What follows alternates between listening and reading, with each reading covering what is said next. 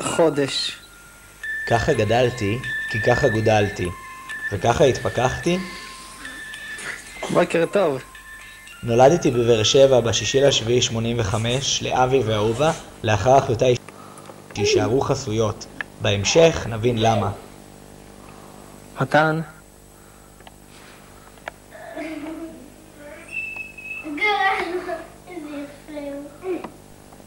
אני לא אוהב לדבר על עצמי, למרות שכולם חושבים שכן. והסיפור שלי תכלס לא כזה ייחודי.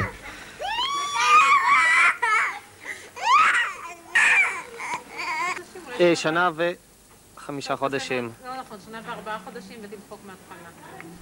8 חודשים. כי אני, כמו ישראלים רבים, עברתי במסלול הרגיל, שעוזר לנו כישראלים לפתח ערכים יהודיים וציוניים, ללכת בתלם, לא ללכת לאיבוד.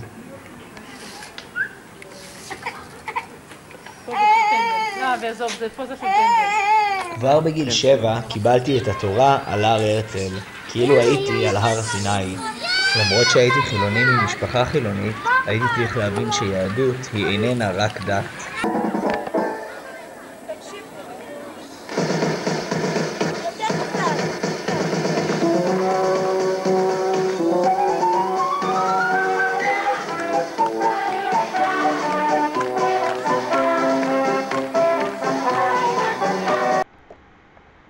הבטחתם יונה עלה של זית, הבטחתם שלום בבית, הבטחתם אביב ופריחות, הבטחתם לקיים הבטחות. הילדים של חורף 73 כבר לא באים בטענות על הבטחות שלא קוימו. הם לא לוחצים, לא דורשים ולא מאיימים. וילדיהם גדלים למציאות של היום, ולא מבטיחים לקיים הבטחות, כי פשוט לא מבטיחים.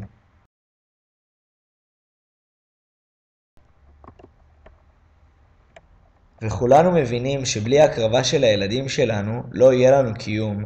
איזה מין קיום זה? בלי הקרבה, בלי שנאה, בלי מלחמה. זה פשוט נורא משעמם.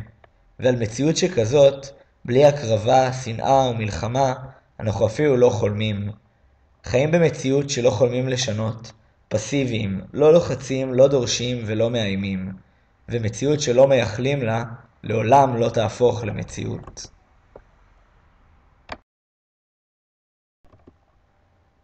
אנחנו הילדים של חורף שנת 73. גדלנו, אנחנו עכשיו בצבא עם הנשק, קסדה על הראש. גם אנחנו יודעים לעשות אהבה, גם אנחנו חולמים תינוקות. ולכן לא נלחוץ, ולכן לא נדרוש, ולכן לא נאיים. כשהיינו קטנים אמרתם, הבטחות צריך לקיים.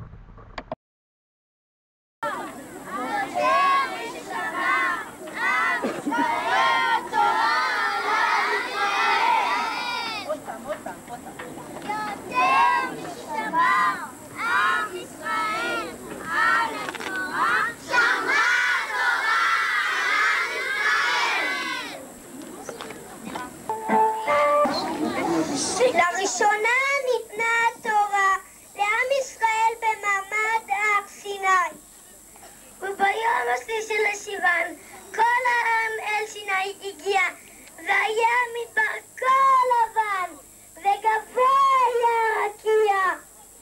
הם עמדו לרגלי הר סיני בדממה של פני ישר, הם חיכו לדברי אדוני אישה זקן ונער. זה היה יום גדול ונורא, ואותו דור לדור יברך, בו קיבלה האומה התורה, אנוכי אדוני אלוהיך.